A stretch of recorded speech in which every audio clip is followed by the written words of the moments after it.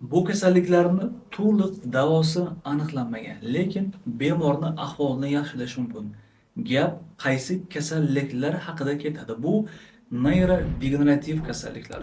Bugun 4 ta kasallik haqida gaplashib o'tamiz. Birinchisi Parkinson kasalligi. Parkinson kasalligini oxirigacha 100% davolashni hozirgi kunda meditsina ojiz.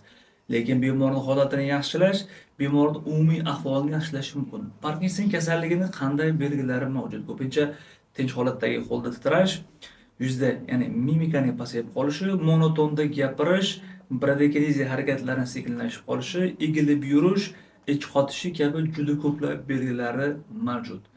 Bu kasallikni dorilar bilan va boshqa usullar bilan bemorni ahvolini ancha yaxshilash mumkin.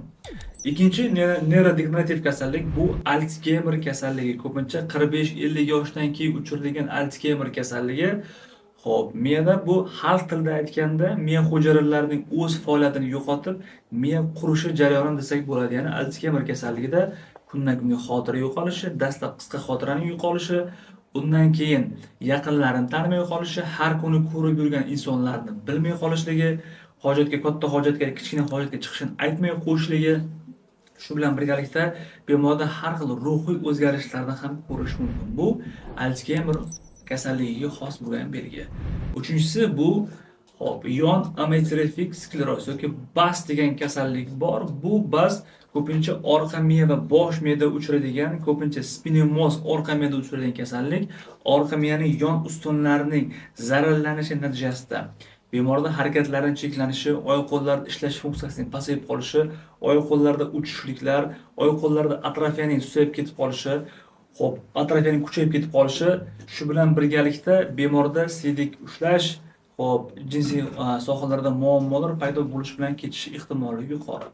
Bu BAS kasalligini, bu yon amyotrofik skleroz kasalligini ham oxirigacha davolashning imkoni yo'q.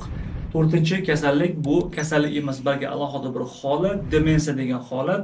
Demensiya juda ko'p kasalliklarning belgisi bo'lib kelishi mumkin. Bemorda ko'pincha ruhiyat o'zgarishi, xotira susayishi, shaxsiyat o'zgarishi, ko'pincha qisqa muddatli xotira bilan boshlanadi. Alsgeymerda o'zi alohida kasallik bo'lsa, bu Alsgeymer kasalligining tarkibida demensiya ham bor. Demensiya ko'pincha bosh miyada qon aylanishining buzilishi, bosh miya qon tomirlaridagi muammolar, bosh miyadagi metabolik har xil kasalliklarda ham keyin kelib chiqishi mumkin. Yuqoridagi 4 ta holat bu neyrodegenerativ kasalliklarning 4 ta tipik vakillariga misol qilsak bo'ladi. Siz va yaqinlaringizda yuqoridagi 4 ta kasallikdan qaysi biri bor? Uni siz qanday davolashga harakat qilgansiz?